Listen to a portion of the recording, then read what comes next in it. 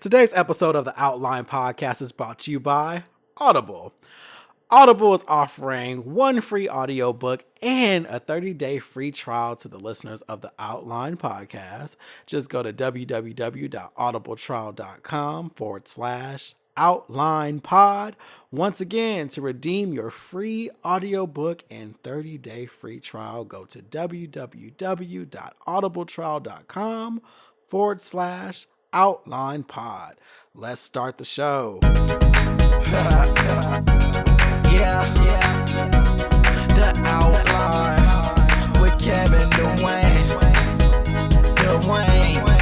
Kevin Dwayne. Yeah, the Outline, with Kevin Dwayne. The Outline, with Kevin Dwayne. This is the Outline with Kevin Dwayne. Kevin Dwayne with Kevin Dwayne.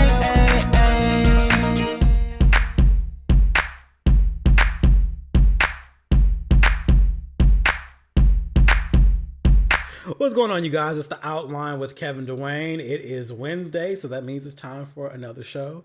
Remember to subscribe, rate, comment, send it to your friends. It's available on SoundCloud, Stitcher, Google Play Music, KevinDwayne.com, Apple Podcasts, anywhere you can find podcasts, really. Still working on Spotify, but that's an uphill climb. But whatever, I'm happy to have you guys on the show. Also, someone brought it to my attention that some people feel like they're not able to be a part of the conversation. So I encourage you all to leave your comments on SoundCloud. That is the best place because you can leave comments as the show is going, minute by minute. That way it is relevant to what the fuck I'm talking about and it's not out of place. So go to SoundCloud, leave your comments. Also use hashtag the Outline Podcast on Twitter. You can do it on Twitter, you can do it on the Facebook page, you can do it on SoundCloud, you can do it on Instagram, but stay out of my inbox though. Y'all be getting on my nerves with that. Like I don't need you in my inbox telling me about the show. I just don't. Leave your comments on SoundCloud. It makes more sense. I read those, it's fine, but you can be a part of the conversation by doing so. So if anytime during the show you hear some shit that sounds whack or whatever, leave a comment. I can't say I'll give a fuck about it, but leave a comment. So this week I have a special guest who I'm already making laugh, that's great. It's a friend of mine. Her name is Rosie, and I've been saying for a while now. In fact, before I even get into that, introduce yourself. You did. I think you already did it. Where's Rosie? I'm Rosie. That's it. Let the people hear you. Hello, people. Hello, people. Right. So I've been saying for a while now that I wanted to get another. I hate saying the word female, but you are a female. Like another woman on the show.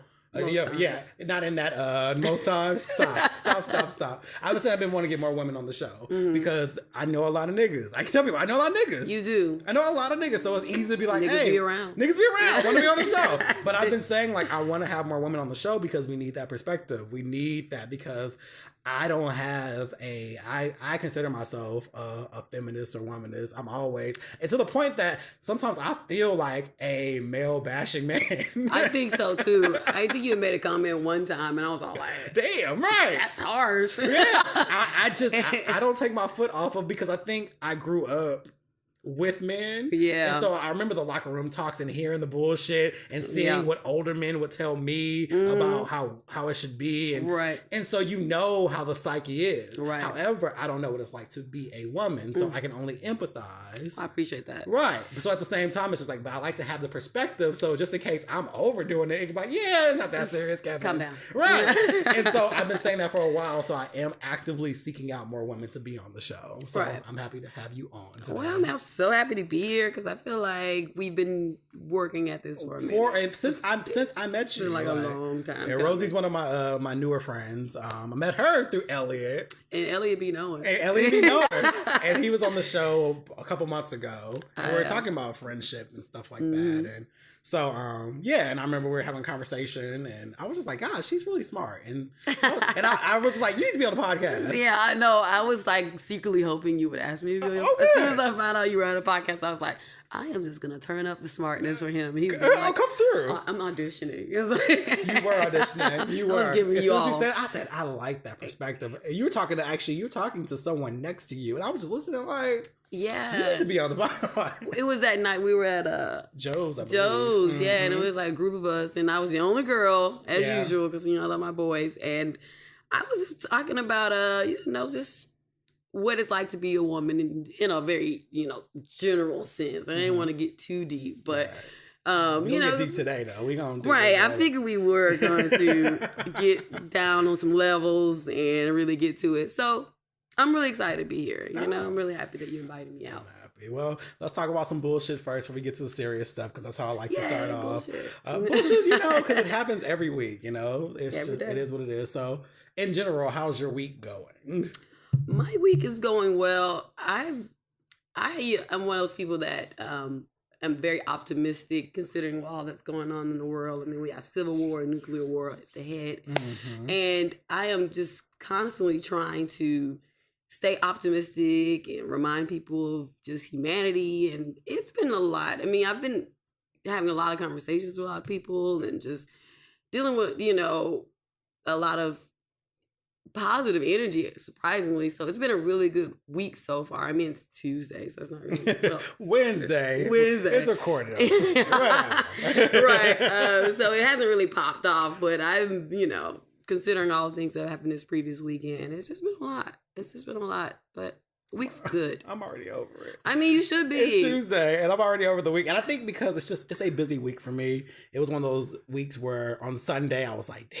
Right. Because I got to run into Monday. And Mondays are real. Yeah, Mondays are real. But this week, I'm in the office this week, which that I'm spoiled because I usually work from home. I understand my privilege. But I'm in the office, and I'm also working on this other project that I was telling you about earlier. And so I was in another office working on that. So I worked a half day at my job, went to another place. You're like 50 jobs. 50 jobs. Listen, I'm So just much. income. You gotta have it. There's constantly. that. And then I'm also, I just have shit going on all week. And then I'm also in the process of trying to get my passport as well. Come on now, because you had to leave real soon. Well, Trump. that's a good reason too. But actually, I'm going to Barcelona in December. Oh, shut up. So, yeah. My friend Candace is going to be in Spain too. Awesome. Yeah. It's my first time going international. So it's a huge That's a huge nice deal. trip though. Because my first trip was like, it was cool. It was London, but it wasn't like, I feel like Barcelona's a little more exotic and exciting. I'm excited. I've been brushing up on my Spanish already. I'm like, let me Yeah, El Baño. That means the bathroom. I know that. So, Well, it's funny because I took advanced Spanish in you high did? school. So, of what course, is that? It's a bit Spanish. it's just that's when you start learning like the tenses and like all the extreme. There's so many things. It was so many, and so honestly, I have not checked back in forever, since high school, really. Right. And I've always been able to kind of read Spanish, but I can't sit there and just talk to somebody. But if I stand, I'm like, oh, okay, I can see what it means. So I'm like, okay. So I got the Duolingo app on my phone just to practice 20 minutes a day. And I'm like, I know a lot of this shit. Yeah. Wait a minute. Come through. Skip. I better be 16% fluid. 16 is better than 1. Right. It's really Enough, like you said, enough to know where the bathroom I is. mean, just the basics, As long as you're just not, getting snatched up on the streets of Barcelona. Right. I didn't even know how to be able to get in a taxi and not get ripped off. And be able to, and they also say that Barcelona is like scam city though. Like, is it? They say pickpocketing is no joke. Oh my! there. I got pickpocketed in London. Did I tell you that? My first time. I No. was like, they're really big because they have like gypsies apparently, and are really good at pickpocketing. I took all my money out. All of it. On like a little excursion I went by myself. Why did I do that? I mean, They took like 400 pounds from me. oh my God. They came up. And I was up in there. I tell you, okay, let me just quick story. British people are not very emotional. So I'm on like the train crying. And they're just like, looking at you like, what's all this they're emotion? like, what is all this emotion you're giving us? You're British, okay? You need to take that home and cry in the closet. I was just like, So everyone's just looking at you they like, were looking at me like, keep those to yourself, honey. We are not here for these what is that emotions." conversion? It came to roughly $500, $600. Oh, Jesus, my Yeah, God. because yeah, like double. It's almost double Yeah. the American. Because I know Barcelona, it's like, I think it's $1.05. Yeah. So literally, it's almost off it all, but to add 5 cents to it. Okay, that's not bad. Yeah. So you won't. Yeah. Yeah, that was rough. Yeah, we'll see. But I'm truly excited about it. But I got to go stand in that long ass line. Well, because when I first found out, I tried to go near my place to the post office where they have like the setups or whatever. Their next appointment is August 31st. I'm like, nigga, what? You know what? Like, that's a long ass time. Everybody's like, get the hell out of here. Right.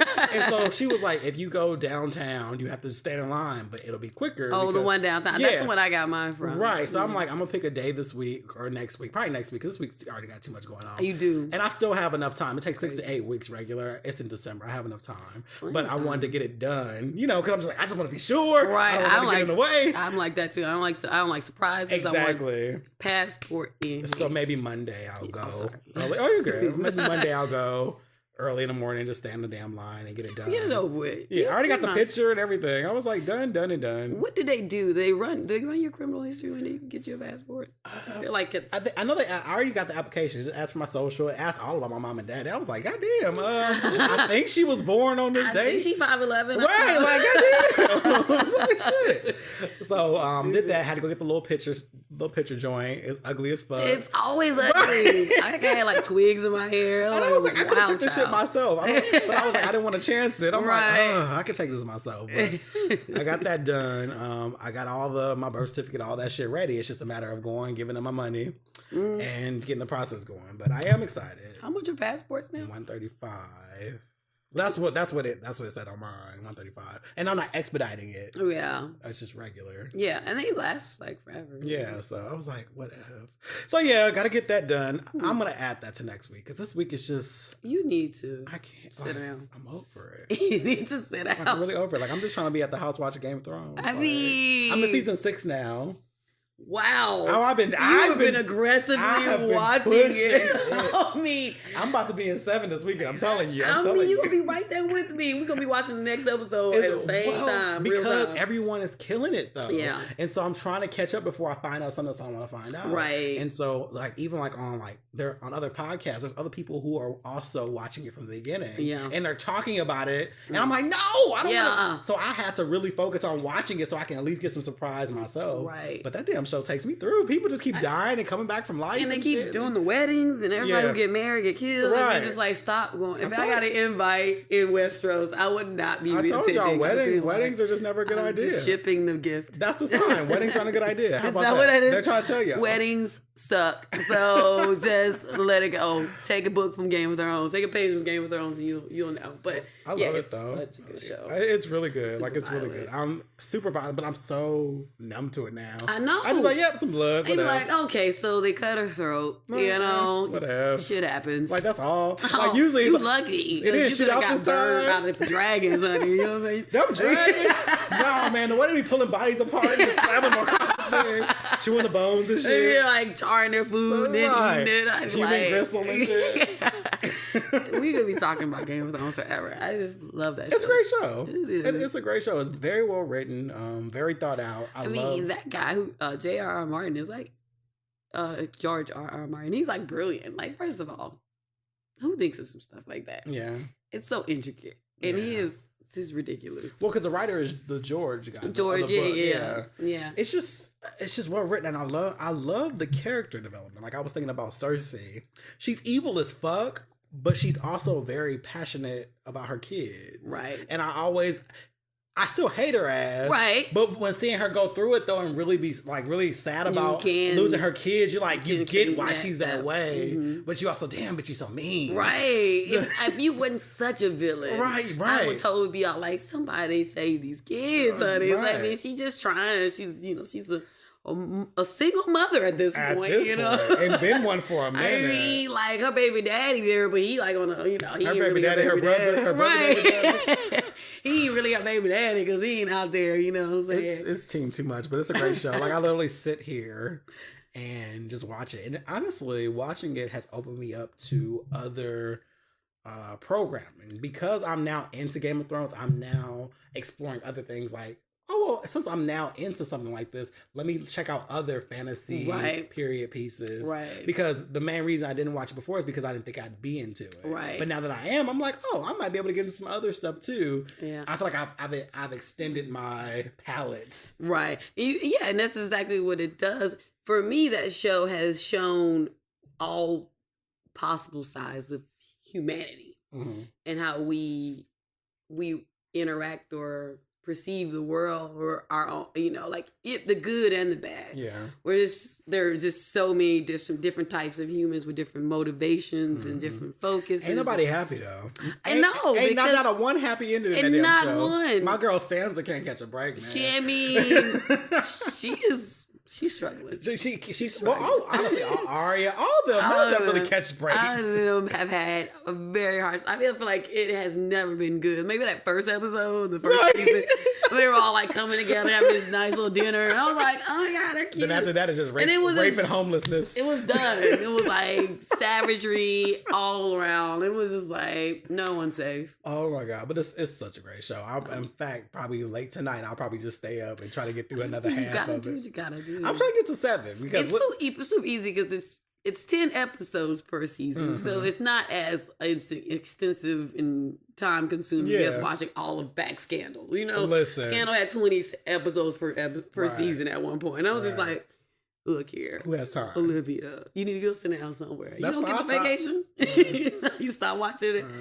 It was getting ridiculous, but. Right. It's a really good show, though. I'm glad you're watching it. Oh, yeah. I'm glad I'm watching it. I love to sit here and I'll be right in front of my TV clapping. What? Oh, my God. What? My nigga John. Everybody nigga. My nigga John. What? My nigga God.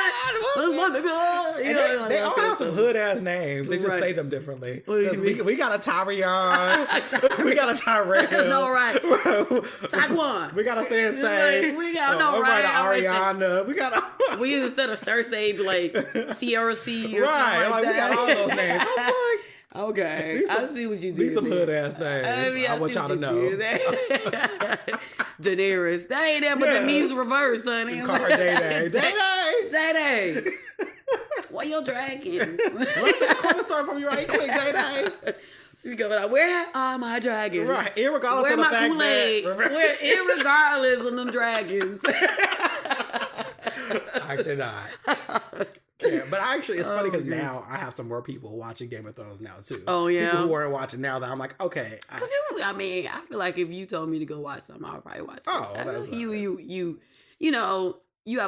you know what good television is. You're not. I also know what bad television is. Exactly. So you'd be like, don't watch that. It's trash. I'd be like, right. Consider it done. Yeah. Consider it done. I just thought it was like. I think what also kept me from it was like, there's so many white people. I just had that conversation with my friend Candace, who was just like, she's like, it's super white. And I was just like, it is. But that's like the same argument. I don't know if you watch Girls, but the same argument about Girls is that girls are super white.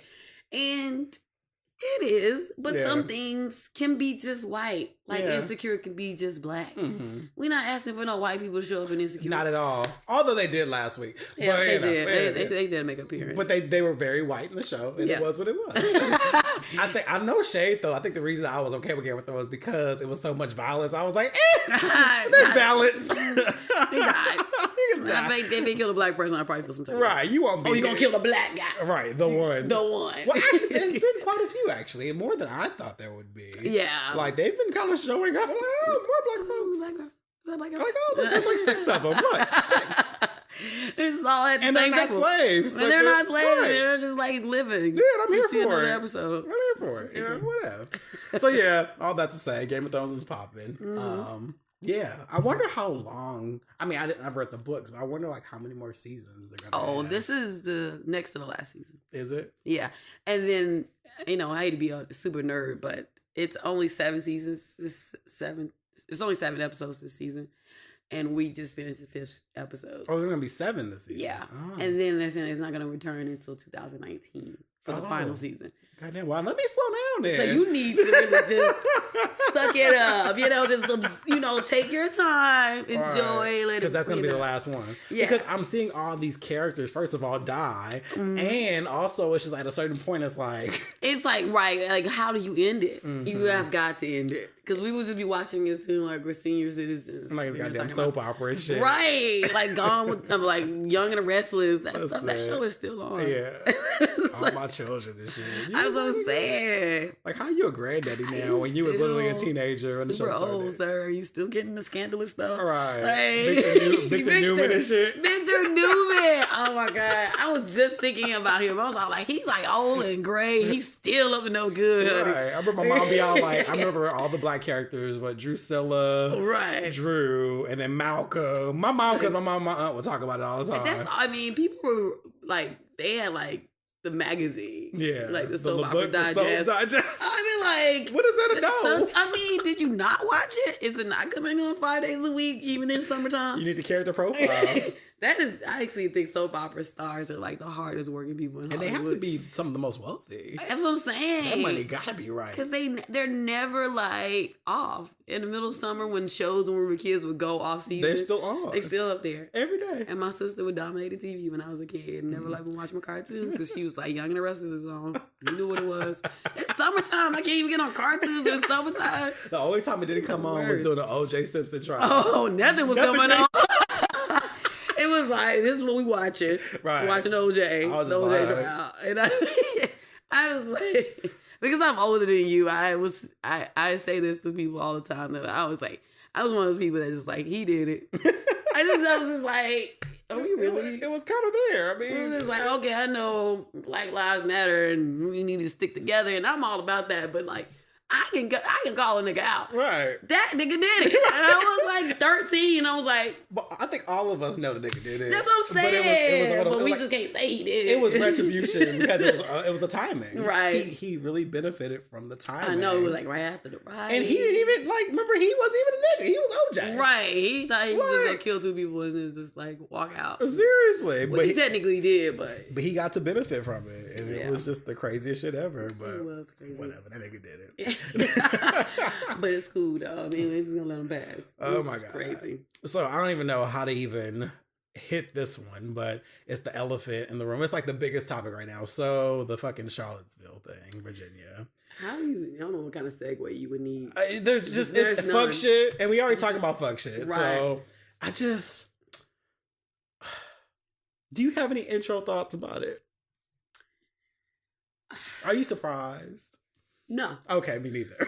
Not at all. In fact, I feel like it would spin, I'm not one of those people that just like have all the facts in the sense that I read all the articles and I see all the videos because I know there are people out there that are doing that and know for a fact when these things are being planned. But I also feel like that was intentionally put out there to excite a race war in some way. And you want to say you're out, if you want to go in and say, oh, we were trying to do a peaceful protest. No, you don't show up to a peaceful town like Charlottesville, Virginia, with tiki torches, first of all, which is another culture. Come on. Yeah. All I can think about was my friend's housewarming party a couple weeks ago. I was at and she had tiki torches everywhere, and I was all like, "You think you got enough tiki torches?" Right. But apparently she didn't because they outdid her. But so I just feel like there's no way of looking at it any other way, but it was meant to be it made me think of the guy who what's his name, who went and shot up the church. Oh yeah. He said he was trying to why can't I fuck him? I can't think of his name. Fuck him, but I can't think of his name either. Right. Fuck bastard. Asshole. That Burger fuck King. boy. Burger King nigga. Right. And that nigga said he needed a burger before you go to jail. And they took his ass. They did. They did.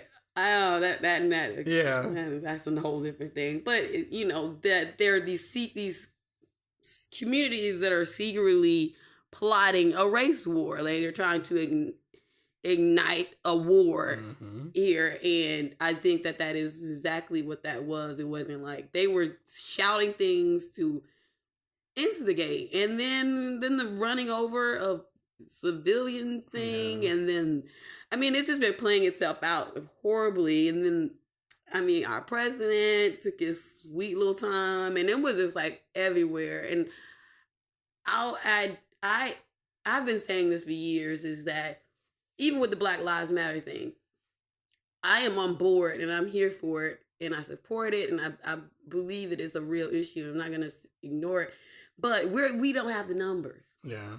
Because I have white friends, I have Spanish friends, and we are so isolated in our own struggle that we cannot. Very nuanced. Right. We can't say, you know what? You are what I consider anything but white male men in America. I consider it an other. And my argument is always that it's great that we have these movements. I'm glad everyone's becoming woke in our community, as you say, #woke. Yes. It's great in our community. I'm glad we up on it. But we don't have the numbers to pull this off. There's too many think pieces and too many Twitter hands and not enough action. And exactly. And then I also need people to recognize, everyone to recognize that this is the black people were not surprised by this. Yeah, they were just like, right. Well, okay, all these memes start showing up everywhere. Like, is Insecure still coming on Sunday? Right. I mean, like, like what? Like, I can't believe this is. There's, they start seeing these celebrities kind of speaking out slowly, sprinkling here and there. They're all like, racism is a real thing. Like, I watched Jimmy Fallon's, his 2-minute and thing. I have an issue with that too. Because, like, once again, like, I think the biggest threat is this is not black people's problem. Exactly. White people need to talk to other white people. Stop coming to us, giving us the whole, not all white people. No, fuck that. Yeah. Because that doesn't help the situation. Exactly. That's a privilege of yours to be like, not all white people, not me. Right. Not me. But I didn't own slaves. That still makes you complicit in the problem. Exactly. So I just save it because I think Pink, and I love Pink to death, she did a whole post of like, oh, I want to let you guys know this doesn't represent all white people. I'm like, it represents a big motherfucking chunk of them. You see all the white folks? Did you? Right. But like, think about how America was founded. Like, get out of here. Right. Like, acknowledging history.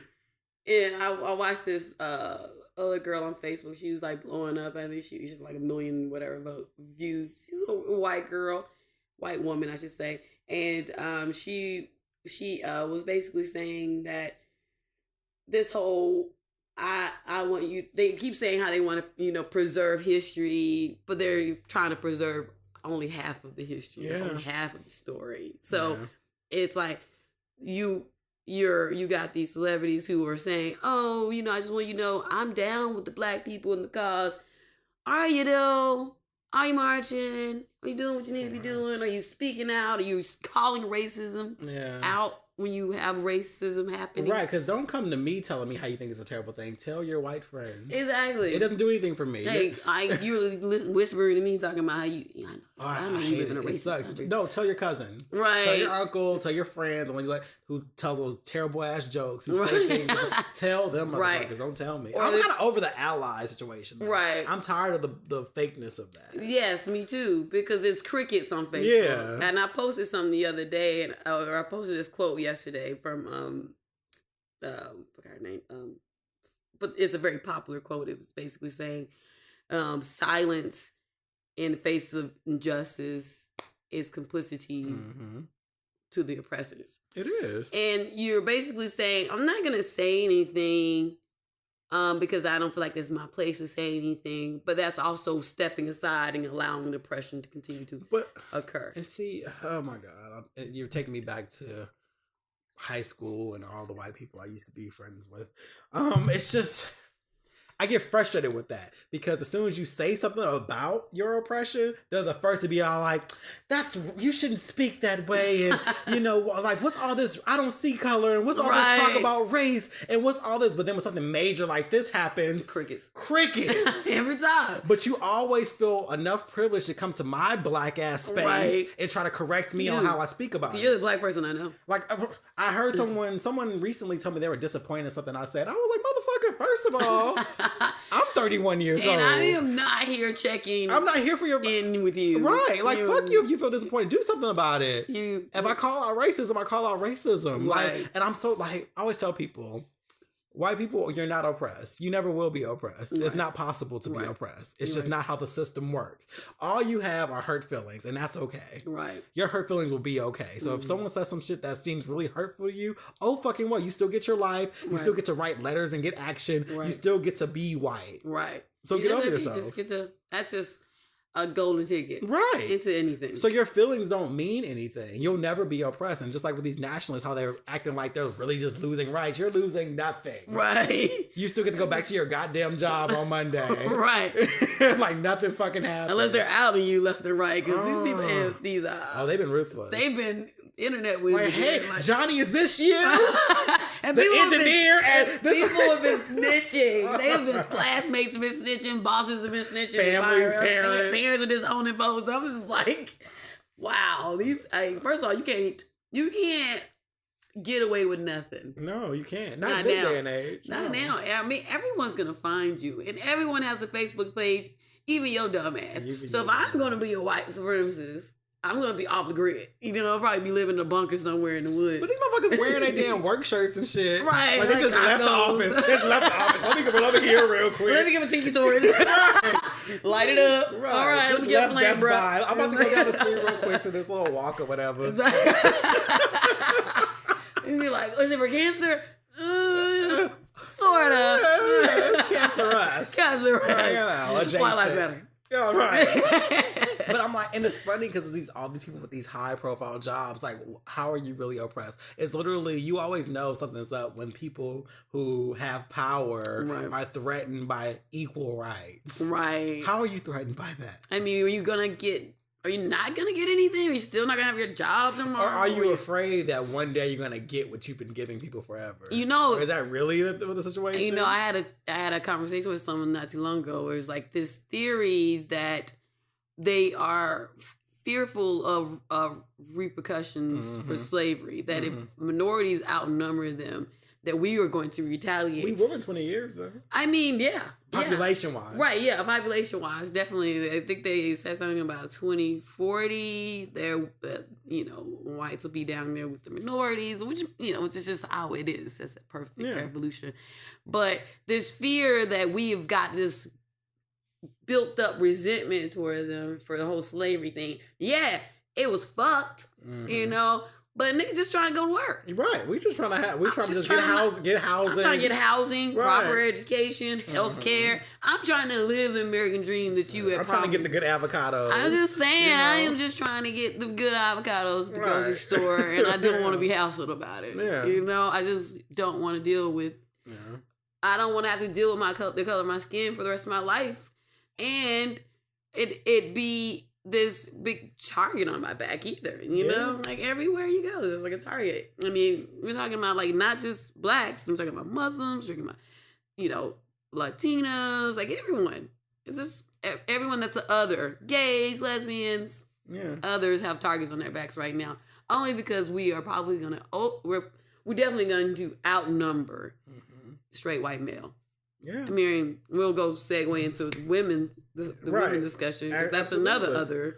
Yeah, absolutely. We're totally going to dig into that. But I don't know. I don't really have much to say about this. Like I said, it's not a shocker. No. It's just, you just get so tired and weary.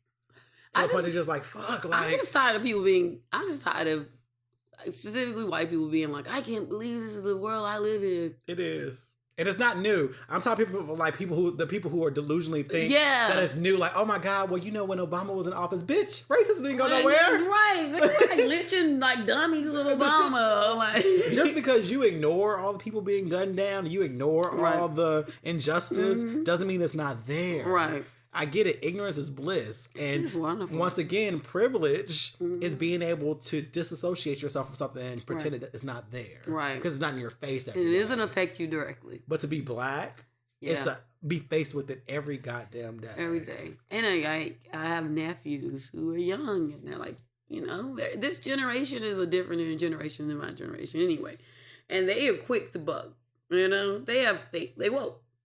And I just don't think I had a gumption to just be all like, fuck the police. I mean, on some level I'd be like, I don't like police. But nowadays, I feel like my nephews who are good kids are the type of guys that if faced with someone questioning them or giving them a hard time, they're not going to be all like, yes, sir.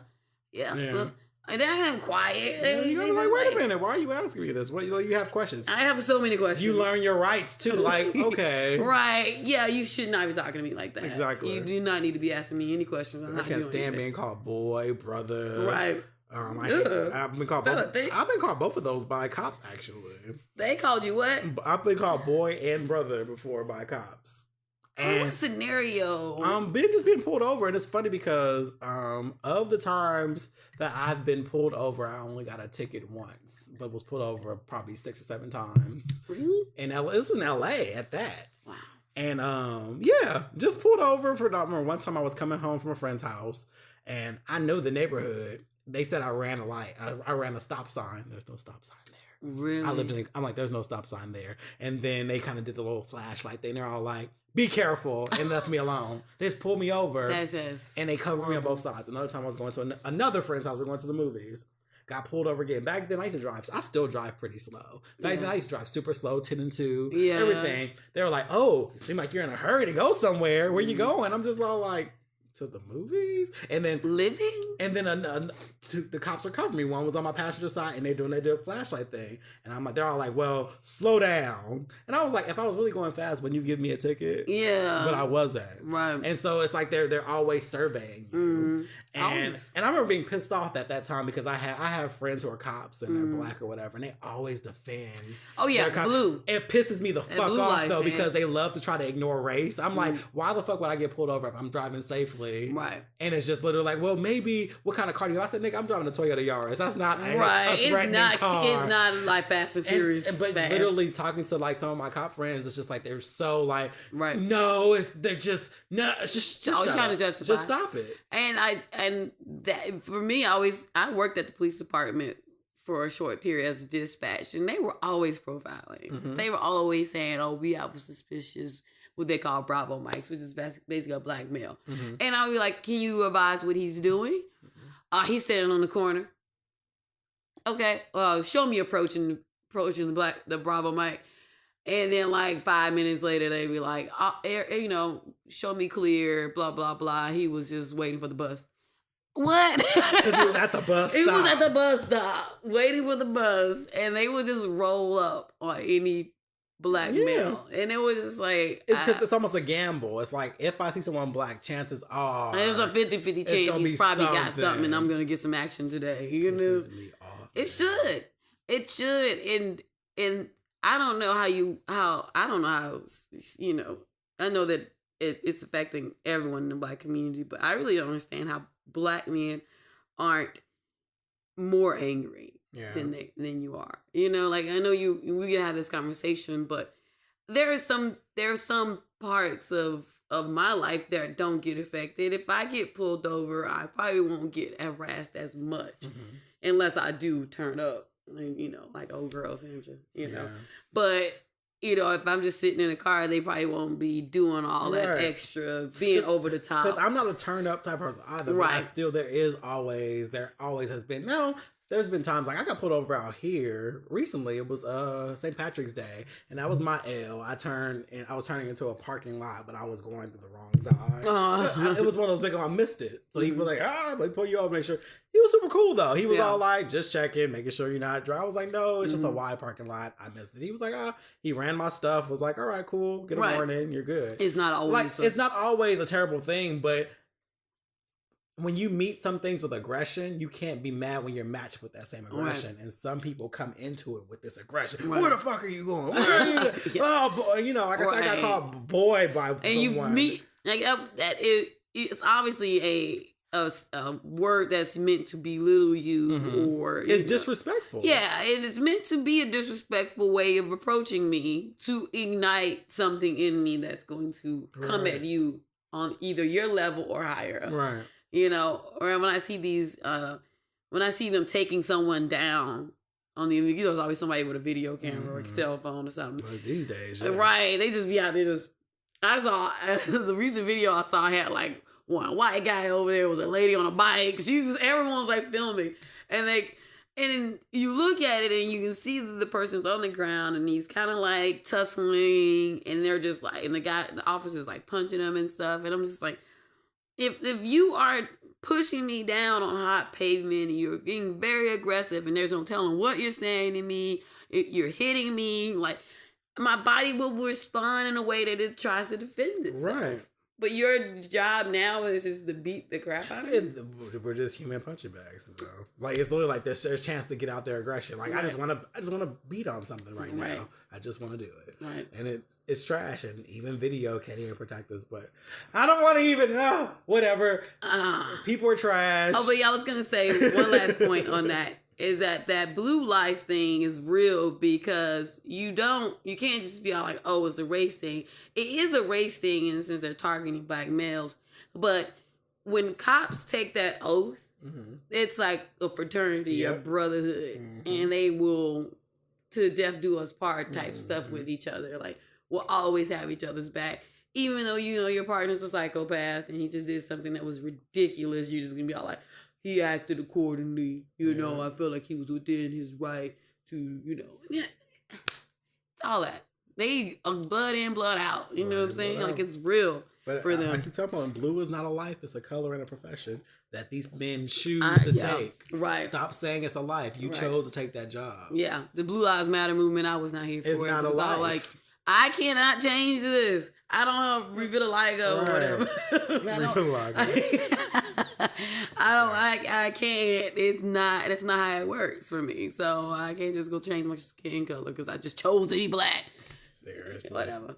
Another day, another racist ass situation. Right. It is what it is. But whatever. Enough about that. We're going to take a quick break. And when we get back, we're going to talk a little bit or a lot of bit about feminism and all that good old stuff.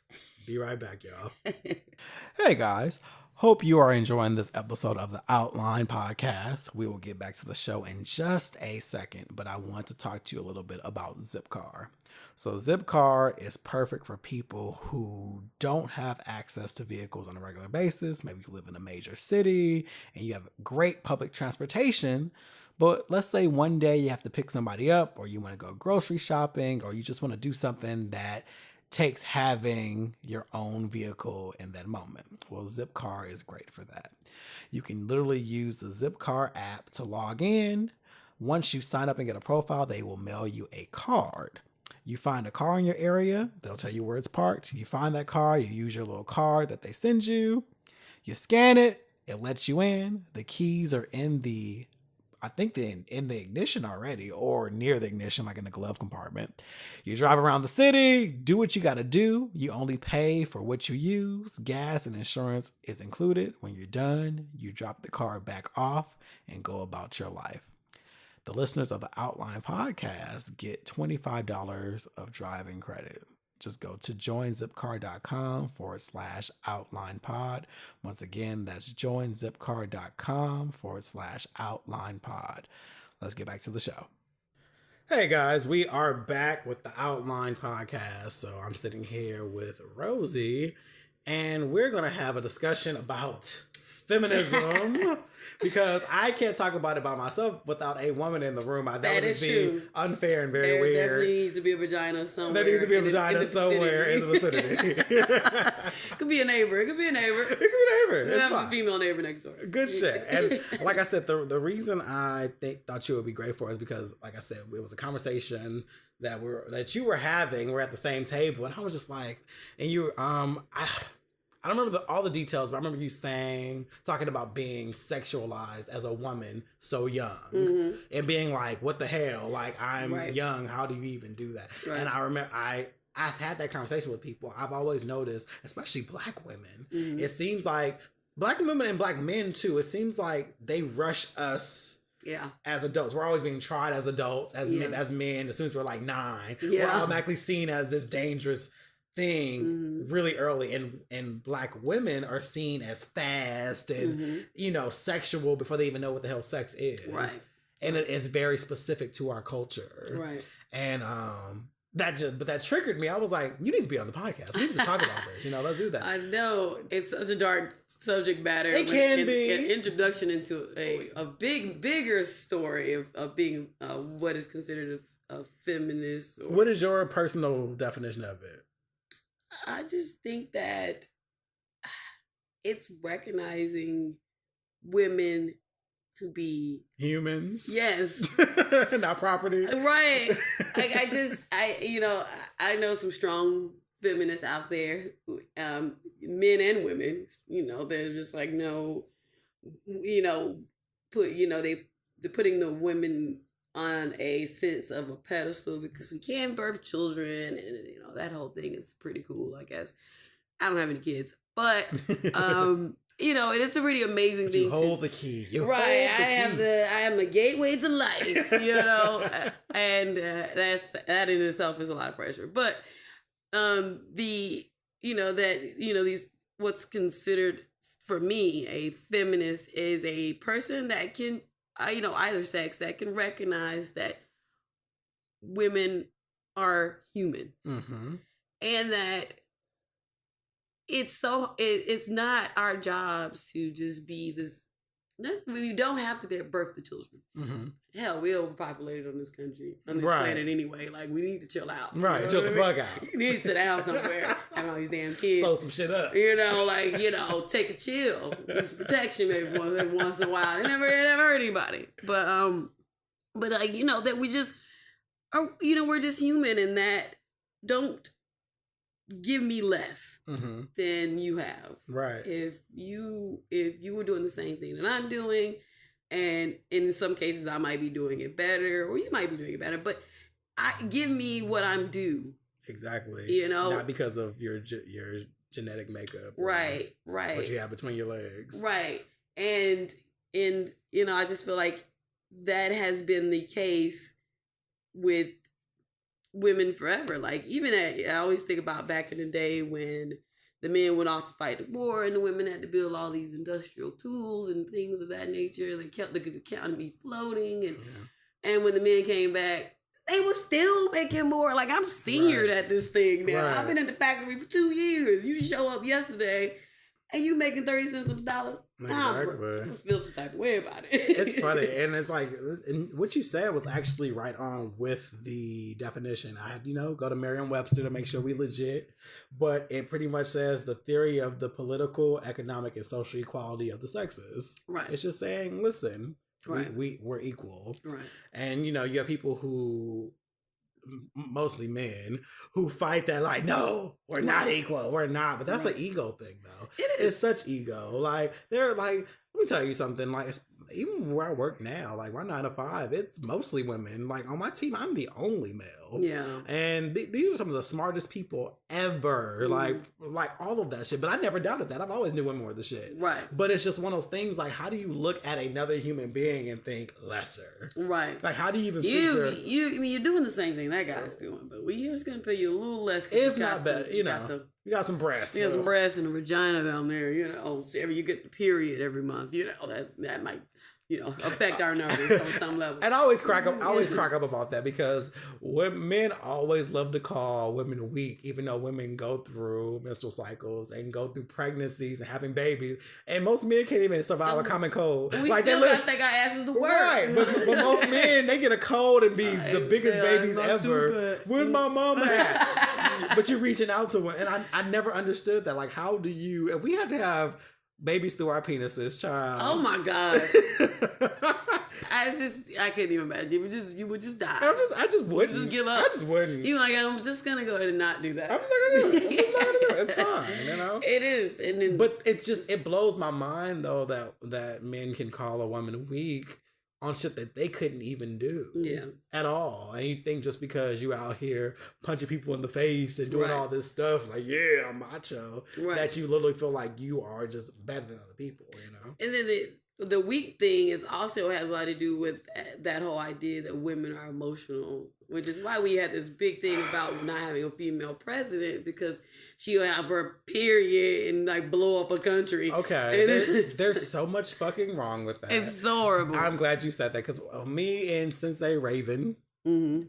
when he was on the show. We were talking about that. I'm so tired of this idea that men don't have emotions. Oh, I know. First of all, everyone has emotions. It's a human thing. It's a human thing. We have a limbic system. Mm. It hits that first. Right.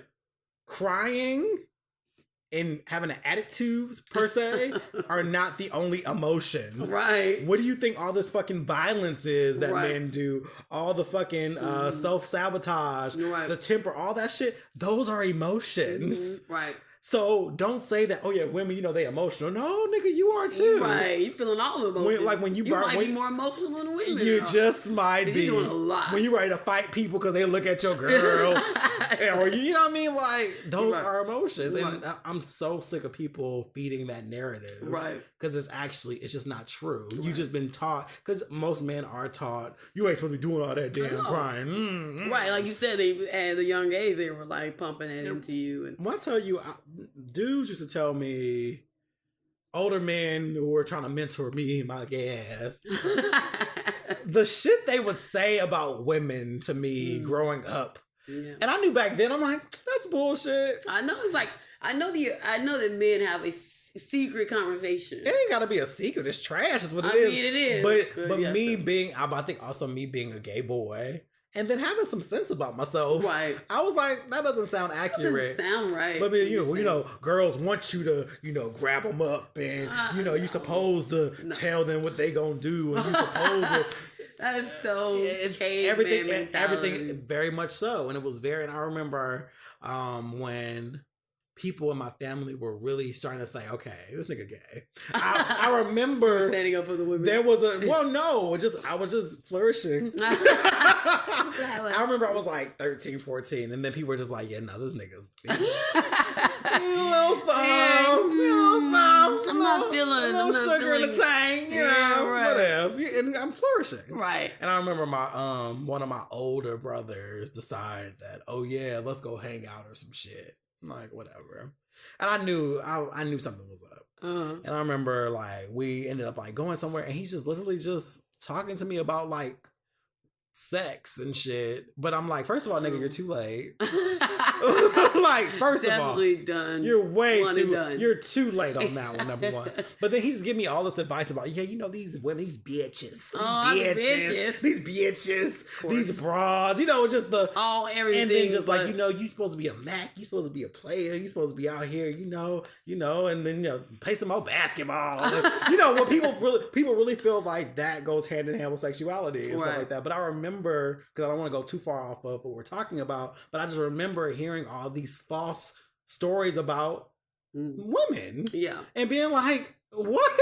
Right. But then hearing other men say, yeah, that's how it is. That's how it is. Tell them, raise them right, show them the way to go. So I know a lot of men today got that same bullshit ass logic. They got the same speech you got. And ran with it while I was like, that doesn't sound accurate. Because you're not ridiculous.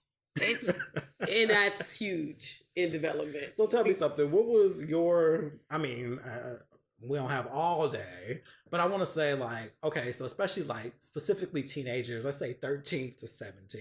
Mm-hmm.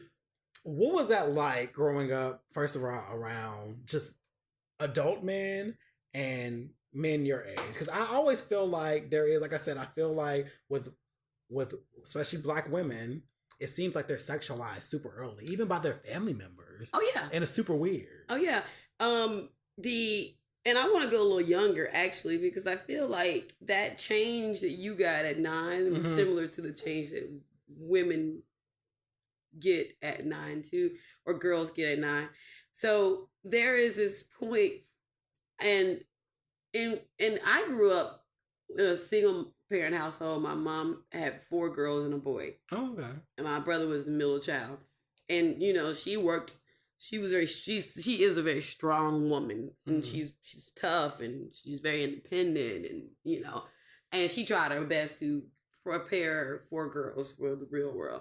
But every once in a while, we would be around men or boys in different environments, and at each level would have some type of experience or be seen.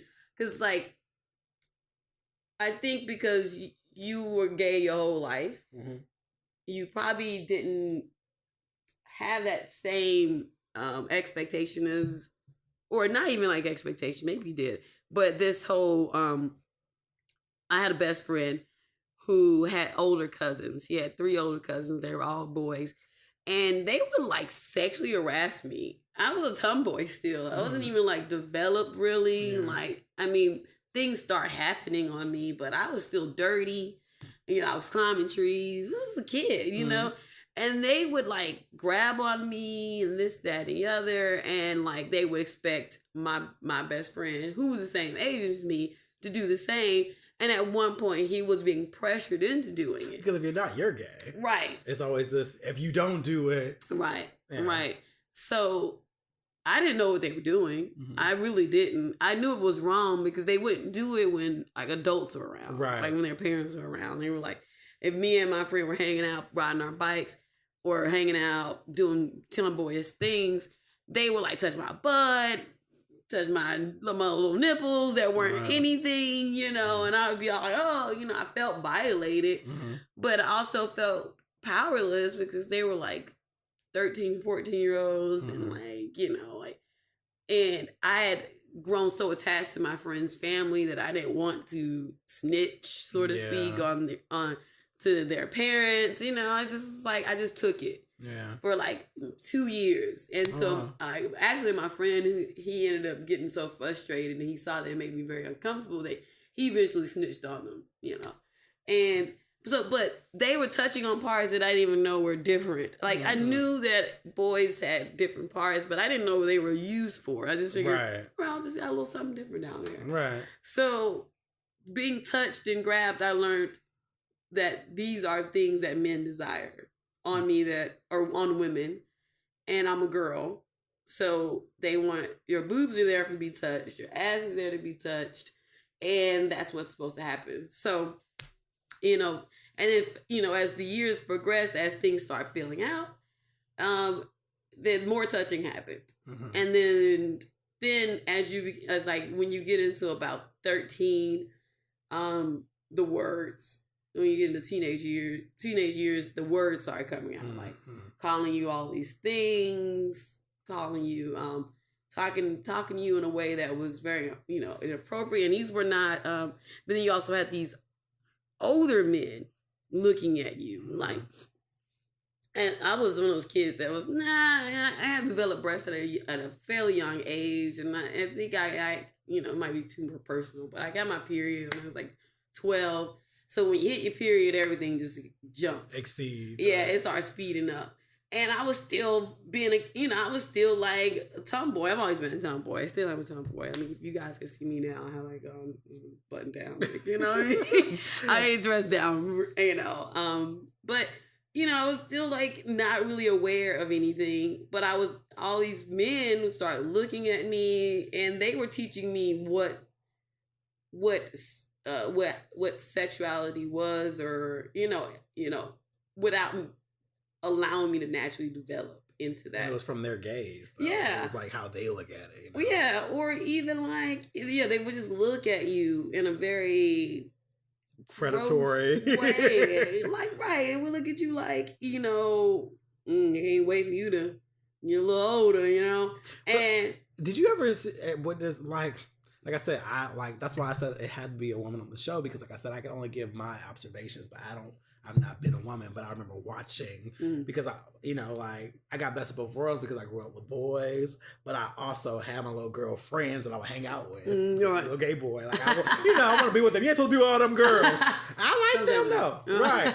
But I remember seeing like men kind of come around and do these things. I'd be like, that's awkward. But like even in like family units where it would be like an uncle or someone would be like, damn, you filling out and oh, you getting grown at you. I was like, this who is your mama again? But I always found that kind of creepy. Like it's super creepy. So you can't even get away from it in your own family. Have you ever experienced anything like that? Not with my family. When I was in middle school, my other best friend, because you get best friends as they come and go. My other best friend, she had an uncle. I was sleeping over her house one night. And he came into the room while we were sleeping in her bed. He came into the room and like reached over her and started groping me. What? It was crazy. And like she woke up and was like yelling at him to get out of there. Like, you know, like he was so, I was maybe 13 and he was just like so like 40 and he like God. plotted to come into that But room. I get so frustrated because we literally live in a world that raises men, boys really, to just take, and think it's okay. But then we place the onus on women if something happens to them. Right. Well, you shouldn't have been there. Right. You shouldn't have wore that. You shouldn't have did this. Right. It's like, why is the onus always on me? And why is the responsibility never on the motherfucker who did some shit that was wrong? Right. Like, why is he not held accountable? At all. And he's just being a man. But just bullshit. It really is. Because that's how you raise these men to be. And it's like, when do you make them responsible? Right. And don't let them be famous. That's a whole other story. Oh, man. So, was there a certain age where something clicked in you where you realized you had to kind of, I don't want to say fight back, but almost have to say, this shit ain't right, and I need to start calling motherfuckers out on it? I think that I removed myself most at one point from those scenarios, and I think that I survived only by just having older women in my life that were like, you know, this is wrong. Mm-hmm. You know, like constantly reminding me that I am not doing anything wrong by existing, and that what they're doing and how they're looking at me is not right. And so if something clicks in your head where if they are gazing at you, like occasionally now as I'm older and super gay, I don't get as many gazes as I did when I was younger. But at some point, you recognize that men are lusting after you, and then you just remove yourself in that situation. Because if they come at you, then that's something different. Right. But because you become more powerful the older you get. But I never felt like I felt like a victim when I was younger, but as I got older, I felt like I became more confident in myself enough to say, fuck you looking at. You know what I mean? Like, you know, but that's because I was surrounded by other strong women. And I do think things have changed, but that exposure is everything. If you don't have an adult or someone older than you in your life telling you that shit is pervy and they shouldn't be doing that and they violated you, and constantly affirming that you don't deserve to be touched on and this is not what you're here for, you know, if you don't have that, I feel like you would be fucked in some way, and you would even allow certain things to happen or bad things to happen to you because you think this is what you're here for. This is your job. Right. This is you're here to serve the man. Right. Don't say anything. Yeah. Relatives, especially not relatives. You don't call the pervy uncle out. You know how Uncle Jesse is. I don't. And why do you guys allow him to be that way? It's gross. Okay. Exactly. And but you know, it's that black culture too. Mm-hmm. And you know, the black culture is always the same thing when you're dealing with black culture and mental illness. It's not something that you say. You're not gonna call it for what it is. We're more concerned about. I don't even want to call it loyalty, but it is kind of like that. Like a mother will protect her brother before they protect their daughter, and that's so weird. And it's also looking some type of way in the eye of everyone else. Right. So let's sweep under the rug, take it to church, but that never does anything. Right. And a lot of times all the pain is actually inside of the church, but that's a whole nother thing. So what has your experience been like when it comes to the workforce? Like being a woman in, I guess, corporate America?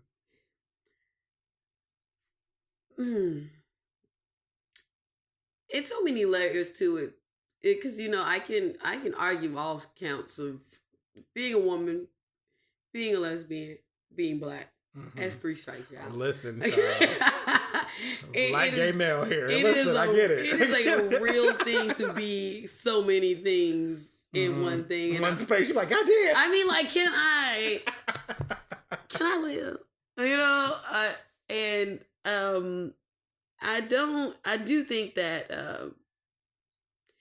I do think that there is far less women in leadership roles at the place that I work at than there should be.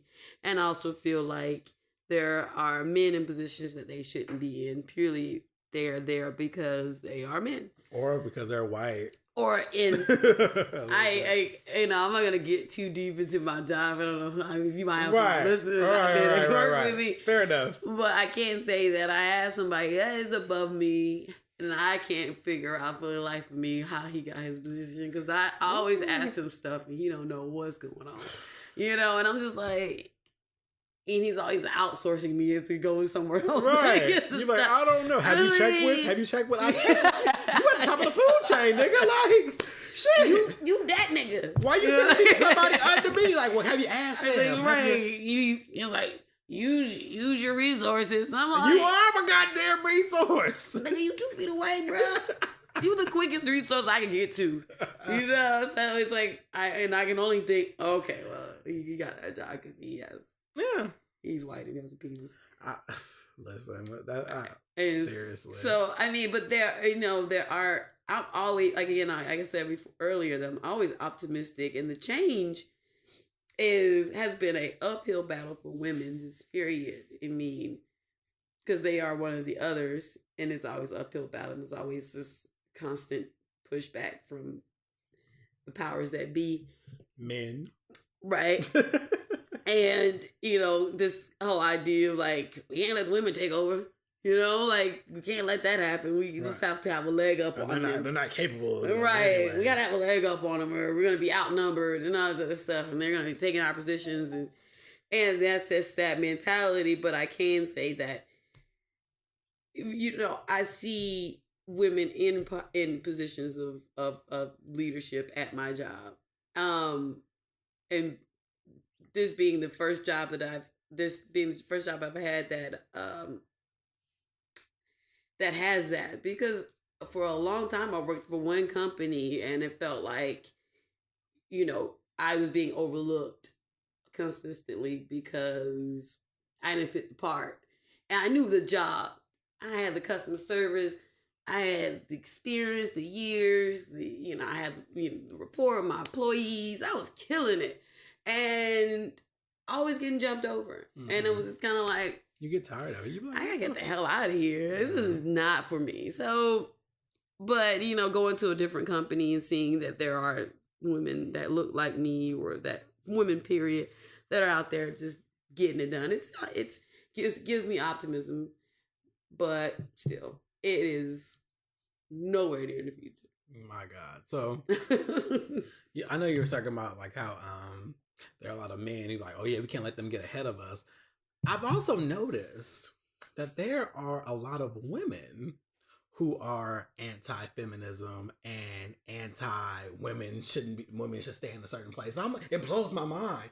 How do you feel about those kind of women who are just like, oh, this feminism stuff is too much. And women need to just go ahead and serve. There's men who I call them pick-me's. Pick-me's. As in pick me. That's what I call them. That's nice. Like they want dick so badly. Right. And they want a man something that they literally will rather uphold men's rights, quote unquote. Right. And they'll deny themselves just to hold up men. And that's so creepy. But because I've heard, I had one coworker, no shade to her.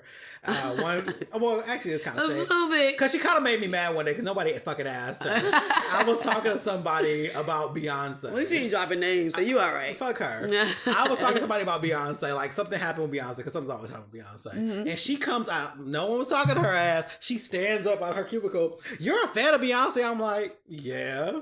She walks her dainty ass over, and she wants to get. I'm like, bitch. First of all, what made you think you was gonna come over here to come that you weren't invited to and tell me all the ways you don't like Beyonce? I did not. But one of her main arguments on why she didn't like Beyonce was because she's a male basher, and she this whole women run the world stuff, and it's really hard on our men. And I was like, wait a minute, is she black or white? She was black. Okay, and she was literally just like, I was like, so you're mad at her for uplifting women? Mm-hmm. She's like, it's not good for our men to hear that. Like, we need to be uplifting them, not doing all this women run the world. Our men need to be. I was just like, girl, if you get out my damn face, you get your ass back over that cubicle and sit there and type the damn report. But that was one of the cases. But you see a lot of women who were anti-feminism, anti-women's rights. So like, no, women need to serve our men. This is what we need to do. And you're like, Well, that doesn't help the movement, does it? Yeah, well, it's all about it really is all about motivation. I have nothing to gain from a man. Like I mean, you're a great man. I love you. Love you pieces. I ain't trying to fuck But you. See? I don't need you in any kind of way so I can call you on your bullshit. I said a few weeks ago that lesbians haven't figured out because you guys don't have the dick factor. We're just like, I think dick ruins everything. I mean, pussy can get you fucked up too. I'm going to tell you right now. That's why your girl single, No, but it allows the veil to come up. Yeah. For us, or for me specifically, that I'm just like, I'll call you on your shit because that's some fuck shit. Like, so women need, specifically straight women need, and I don't want to speak for all straight women, but this specific group that is like, Ray Charles did the bullshit. They're just like all about, not tearing the man down and not making him feel less. The world's already doing that for him and we need to be over here.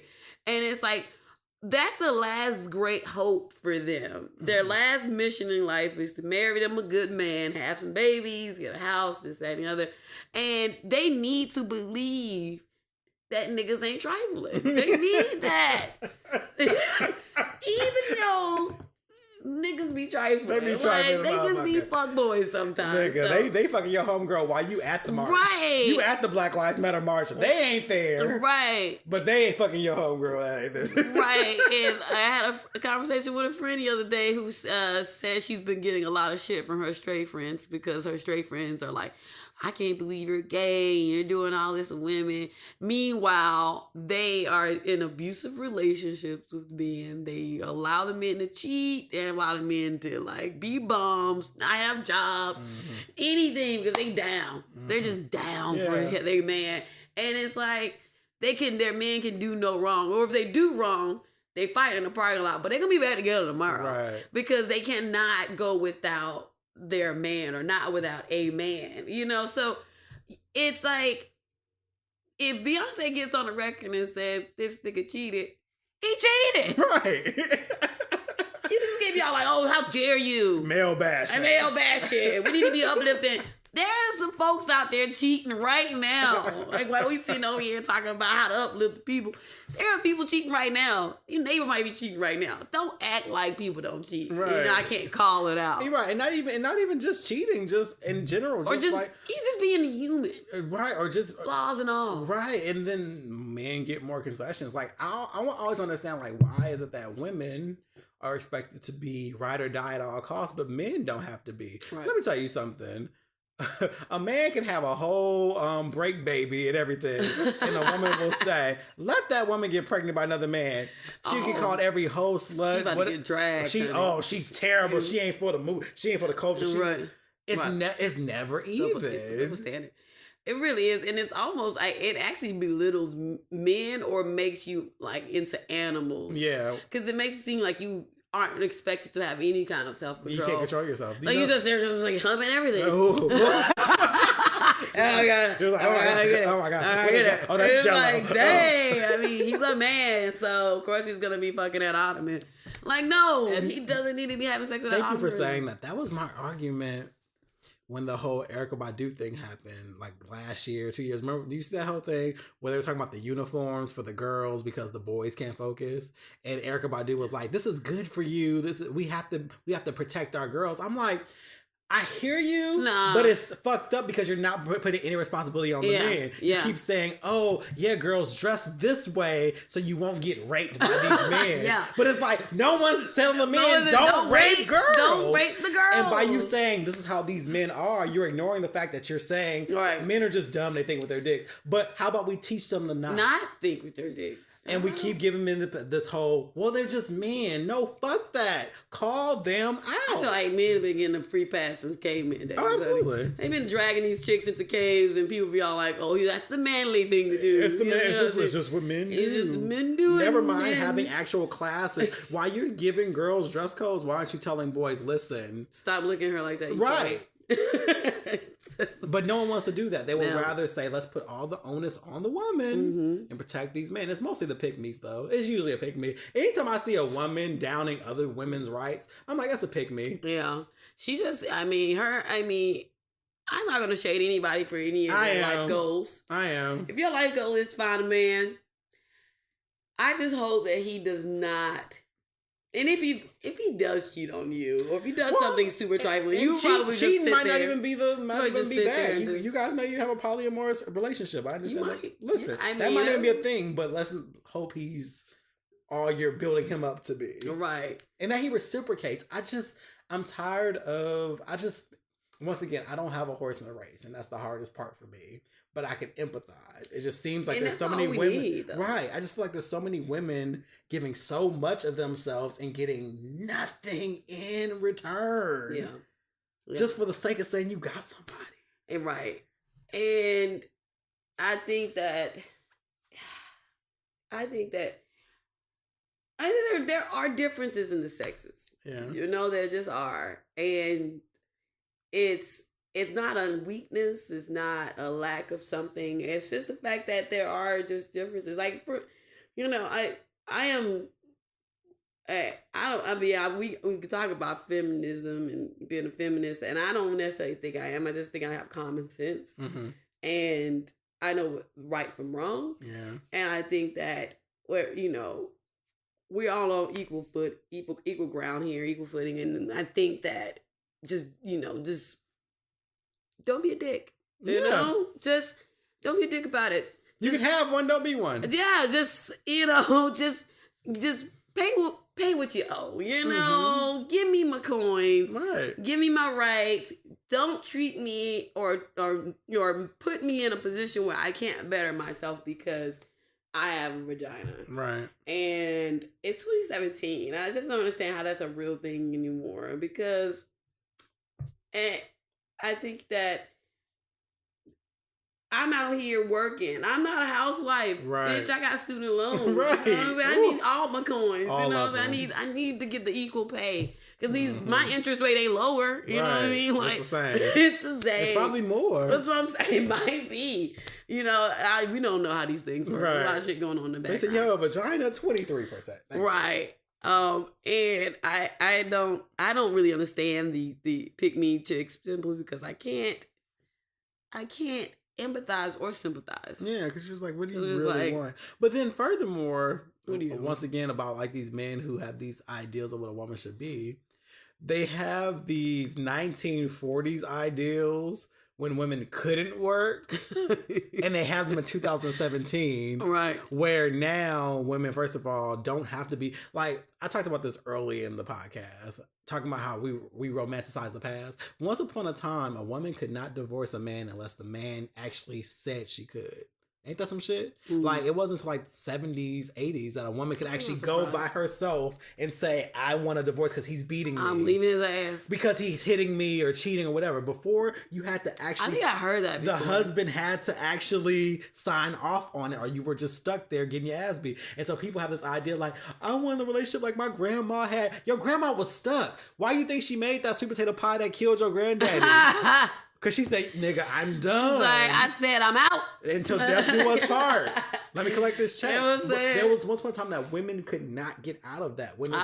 Women could not work. So where were they going to get, if they left, where were they going to get money from? Right. How were they going to take care of their kids? Right. No one was hiring. We're in a time now that women can work. They can get divorces. They don't have to be in these relationships. It doesn't mean that love has evaporated. It's just that people don't have to put up the same shit that they were forced to put up with once upon a time. And that, I honestly think the majority of those marriages were simple just because it's the Great Depression and bitches hungry. Right. I can feed myself. Yeah. Okay. I don't need to get married. I choose to get married. So that way, you would think if people have so much choice now with marriage, that they would just get married because they really just choose to. Right. You don't have to. People seeing through this. People are finally seeing marriage for the business transaction that it actually you're is. one of those people, huh? I'm trying to listen.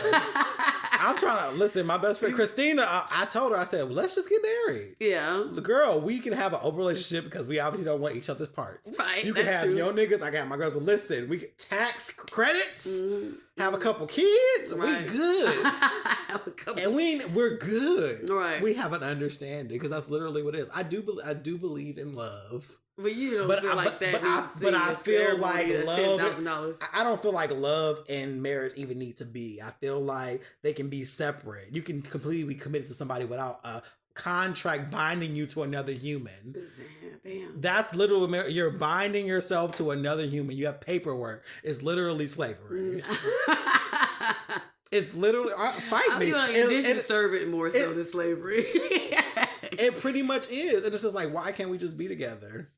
And so, I don't know, but I do believe in love, but I also know that love has changes. And listen, I know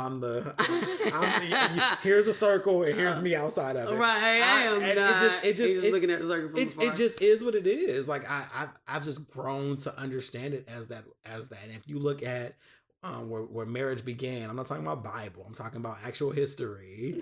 Like, marriage was a business transaction between families. Right, because it was literally like, it had nothing to do with love. It was like, my daughter, we got this goat, you got that palace, your boy's gonna marry my daughter. People were passing each other off. It had nothing to do with love. Right. It was a certain period of time. Like, oh, well, let's let them choose who they want to marry. A lot of it was arranged any goddamn way. So let's get rid of these fairy tales of like, bitch, it was never about love. Love is a thing, but marriage was never really about that. It is. It was business. It was. It still is. Yeah, and then America, it's a billion-dollar industry, and America protects people who are married. We can't get past that.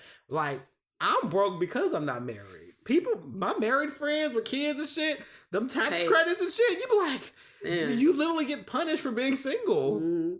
Every year taxes come around, you be like, God damn, pay us all that. I'm paying the same you ain't amount of using your taxes. penis? All right, pay Well, you're not helping in growing our population. Because we need that. Because we definitely need more kids. Oh my God, we need more of those. God, if I adopt a kid, does that count? Like, get some tax credit for the adopt a kid? Oh my God, I think you do because it's a dependent. All right. But they still make that very difficult, too. They do. Because I'm not planning on having any actual babies. I guess that's, like, also one of those feminist things where, new age feminists. It's your choice. It is your choice. I am not having no babies because it looks extremely painful. And I love kids. I'm just not checking for that whole thing. Right. It's just too much. Right. And there's so many kids that need homes. Yeah, so grab all these little kids up. Right. Come here. Come here. Get in my car.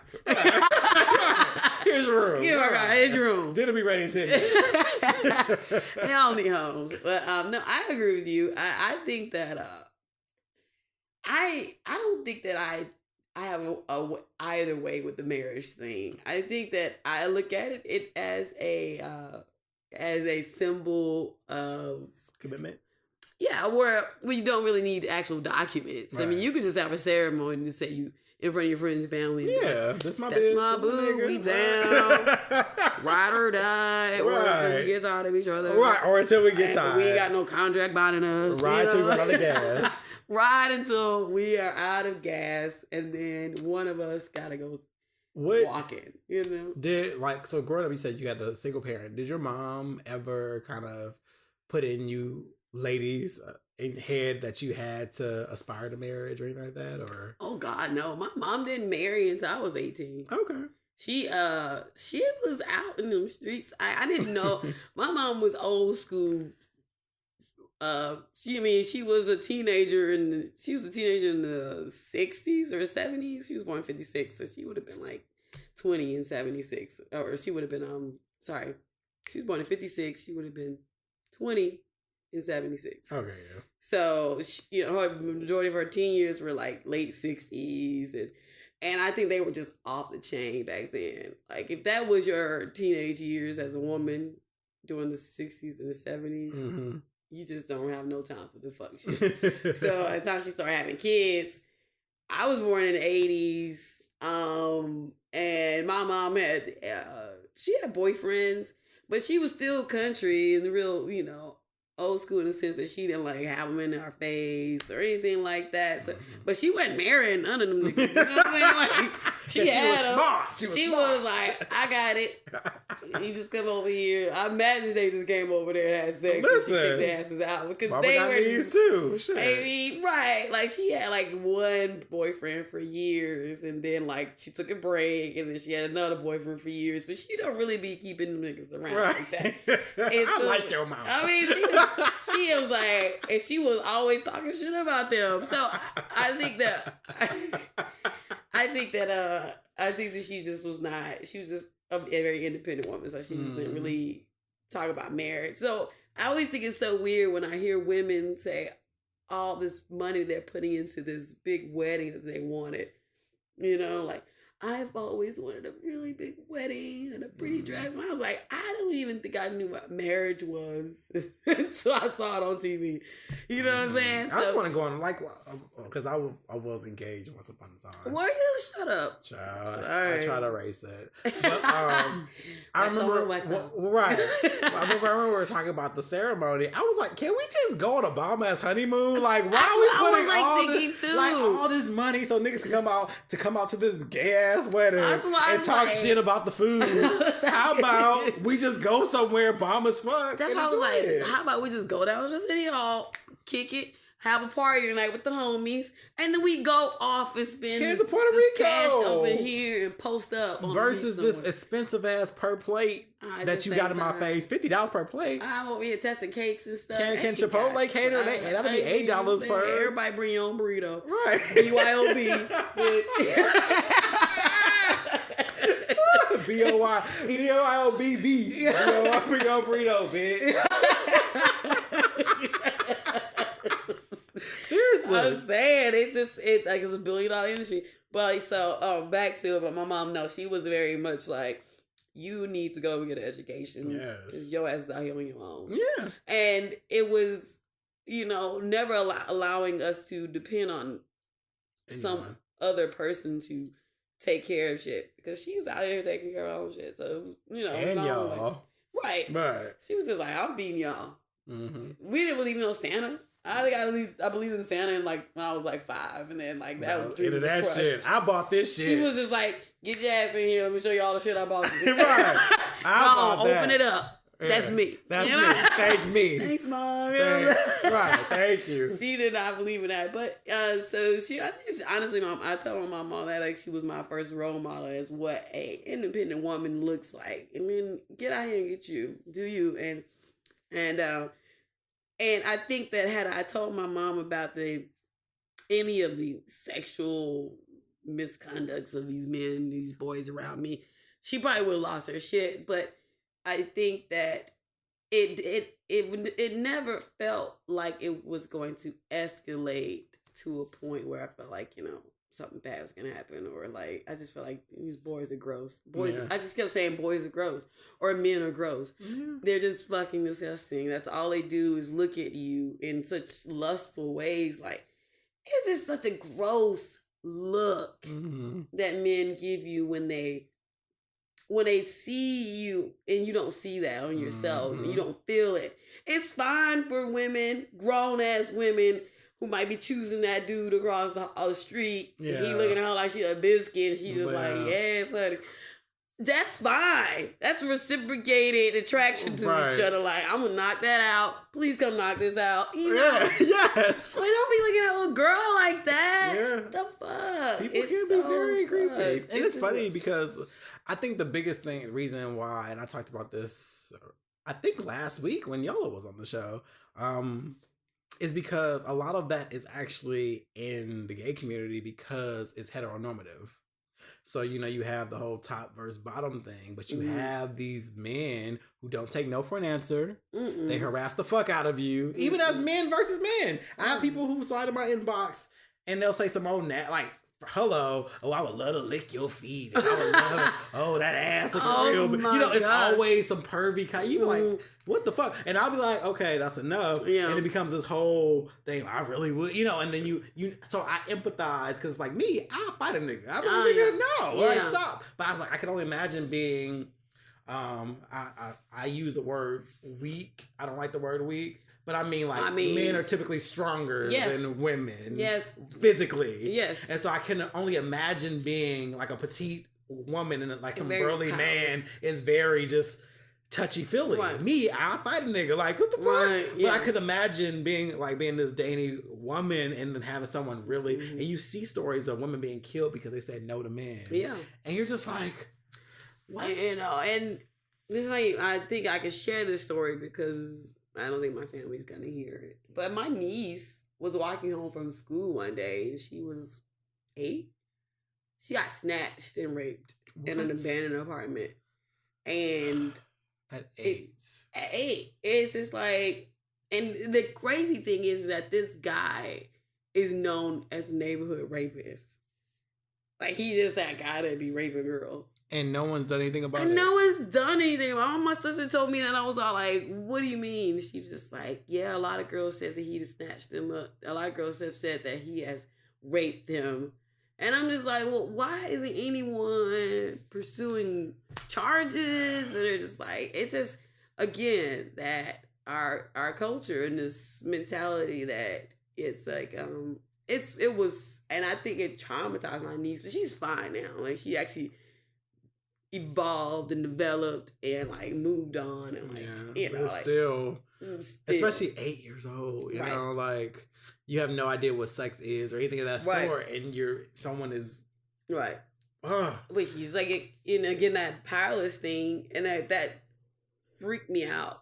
I just didn't understand, like, I was trying to like understand where my sister was coming from, because as a parent, you are your child's protector. Yeah. And you can't do anything. You're powerless too. She's another woman that's in the middle of this shit without any power. I don't even know.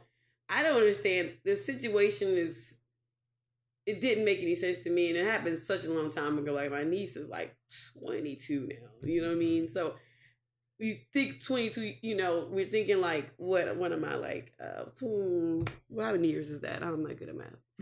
I don't know, child. It's like 16 years ago or whatever. We'll take that. Yeah. So I'm like young as hell. I'm just like, what happened? And I'm like, why doesn't anyone do anything? And I was like, there was like, maybe whatever. And I'm just like, I'm not good with that. I'm not good. I'm not good with the whole whatever. But there was nothing I can do. I found out months later. Yeah. Like way after the dust had settled. And my sister was like, yeah, blah, blah, blah. I'm just like, why you sound so whatever about it? But I can see the powerlessness in her face. People care more about the public perspective.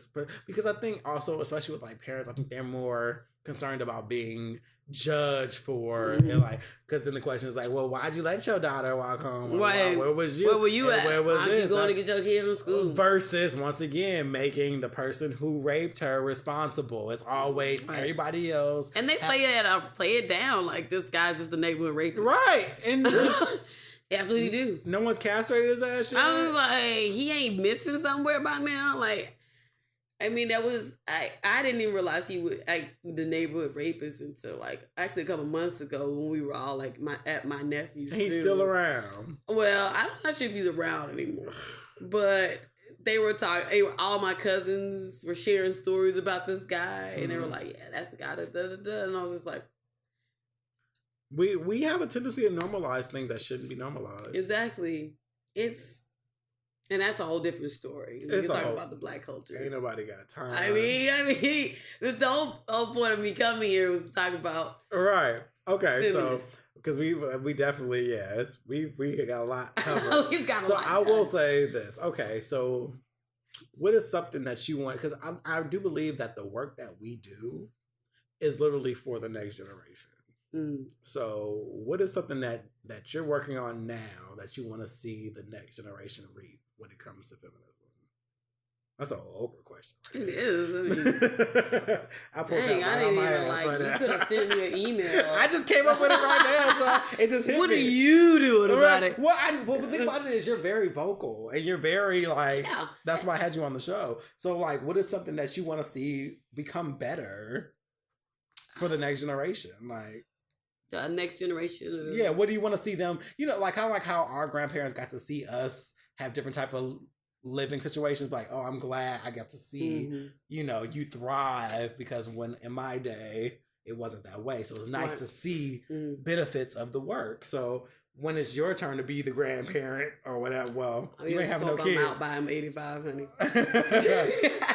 But what is something that you want to see in the future that you're hoping for when it comes to like feminism, women's rights, and equality?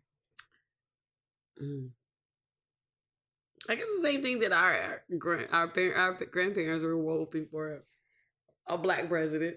Another one. I'm hoping we'll have a female president. Yeah, I'm needs hoping to happen. I'm hoping that the power shift will happen within my lifetime. Like, I know that we were talking about race earlier. I know that there's racism in this country that's ingrained in this DNA, and I don't expect that to ever. I don't expect that to end by the time my life ends, but I'm expecting to be a senior citizen in a better world simply because I existed during the time of change, and that's my thing. Like, I have a friend who is, she's all about that BLM, all about that Black Lives Matter movement, and just out here getting it done. And that, I'm supporting her. But I always feel like my biggest influence in the world are the people that I have talks with, the people that I come across. And I'm not very quiet. I'm very opinionated, especially I literally roasted Chick-fil-A for a solid 3 years after that whole debacle. And I still don't eat there. And I like, it is so hard for some people to give up that chicken, but I was all like, no, I am very strong-willed when it comes to things.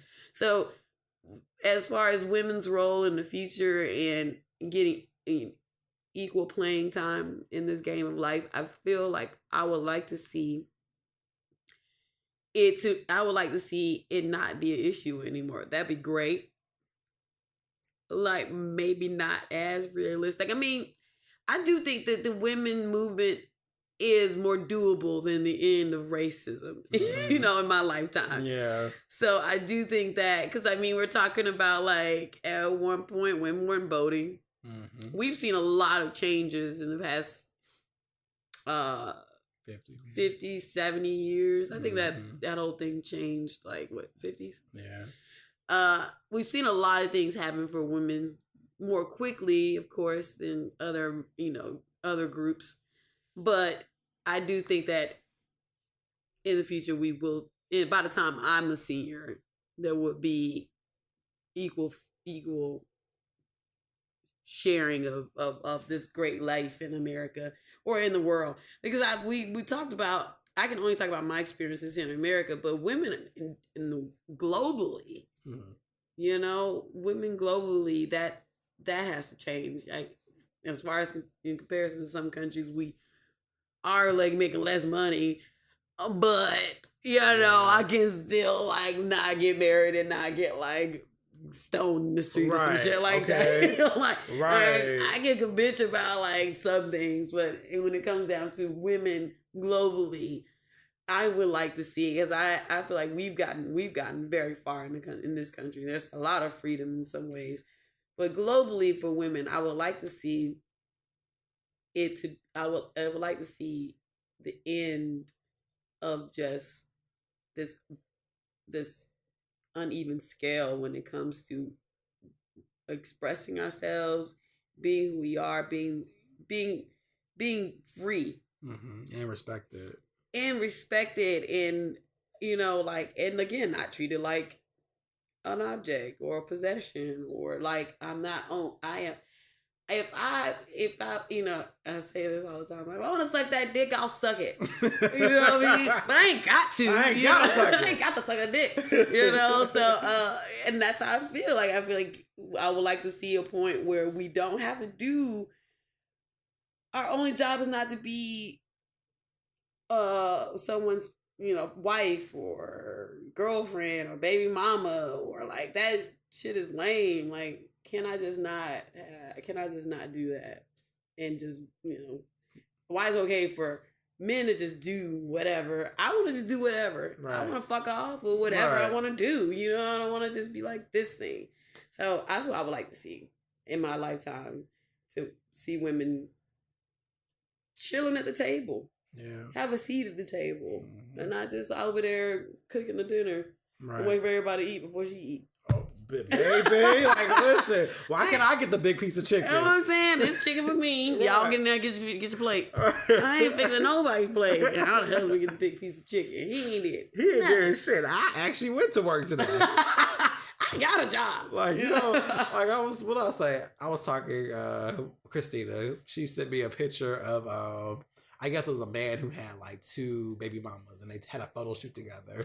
Come on now. And I was cracking up because I was just like, first of all, I was like, my first question is, why his outfit is trash? Like, he could at least be business casual with it. Like, why they got all these beautiful dresses? He got on some shorts and shit. I was like, first of all, nigga, He ain't even trying. and then also he just seemed real cocky about it. I was like, I think it's funny how niggas think they the shit just because they have a high sperm count. Like, nigga, you had no choice in that. Right. It is what it is. Like, having a dick doesn't earn you anything. And I think a lot of men act that way. They think, I have a penis, that's it. Right. Nah, you gotta do some more shit. Right. You gotta I am earn some so more shit. good at the penis that I got 2 baby mamas who cool. Right. Oh, yeah, look at my penis. Oh, They my so dick cool game. with it. My dick game. You know what I mean? What you And- think away, sir? It's just, you know. I know. And I mean, I don't know. What would you like to see? I mean, I can talk about this all day about what my hopes for women are. You are, I have not more feminist than I am. You know, it's funny because, like, I have to be real with you. I start I look back over like a lot of my podcast topics, and I was like, damn, I am really hard on black men. You're not here for it. But just because, like I said, I grew up in the locker rooms. Right. I was around the bullshit conversations, but then I also had the best girlfriends. Right. And I literally... And you saw both sides of the Yeah, story. and I literally saw them talk to guys that I knew who would lie to them. Trash. But then in private conversation, I'm gonna fuck that bitch. Oh Yeah. yeah. Oh yeah, she gave me the pussy. Da da da. She didn't do nothing. But Yeah. he gotta talk her up to his friends. So you see the bullshit. Yeah. And so growing up and starting to see that, and then mix that with me being a gay male, dealing with black men not really accepting me. Mhm. And I don't want to generalize because, like, you know, like there are people out there I understand. who don't give a fuck. I understand. But there are, you know, it really made me say, a lot of y'all ain't shit, huh? Right. A lot of y'all ain't shit. And then looking at the Black Lives Matters marches and seeing a higher female population marching, and the Yeah. men are where? Yeah. Where are they? Because they're upset that a gay man or gay people are leading it. So Yeah. I'm not gonna be out there even though we fighting for y'all. Right. And so you get frustrated, and then you got the Team Lawrences of the world from Insecure. Oh, right. And then you have people who literally cape for men no matter what Yeah. they do. Yeah. And so I'm like, well, as a man, I'm not going to. Right. If you do some fuck shit, you need to be called out. Right.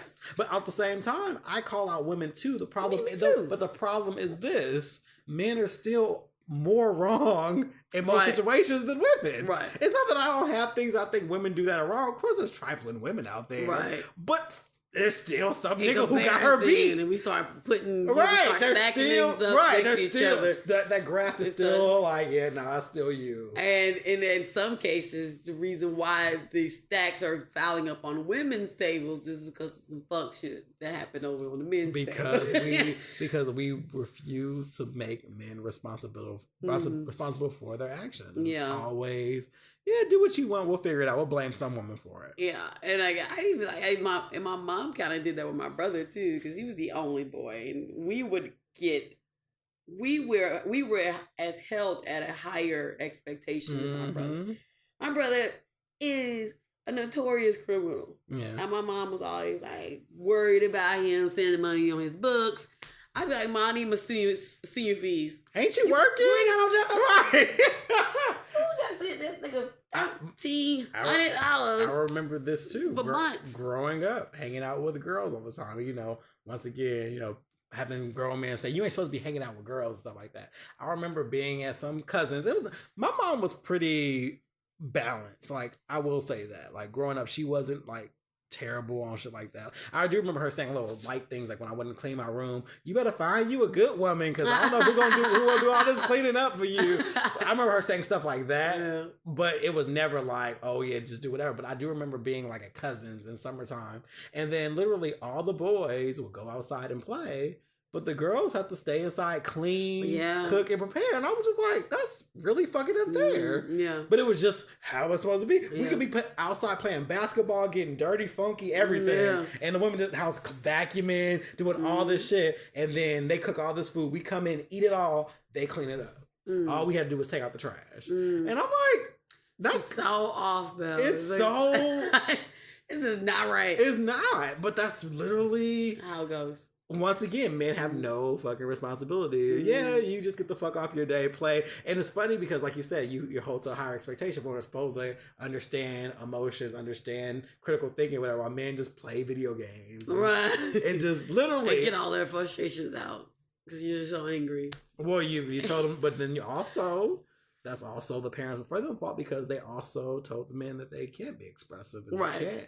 So, I don't know. I just want the scales to be a little bit more balanced. And I honestly, not even the feminism part, I just want more men to put the mirror on themselves and say, okay, I may be a little unfair and I might be a fuckboy. And who thinks he's a good dude. And I also want men to not be so committed to defending the male race, if you want to call it, the male gender, that they ignore the oppression of women. Because there's so many who they're just so sold on defending men that they don't even care about if a woman actually was raped or hurt or beat. That's just her fault. Oh, what she was doing. They want to defend the male gender so much that they just can't see out of it, and that frustrates me to no end. Because it lacks empathy. Yes, and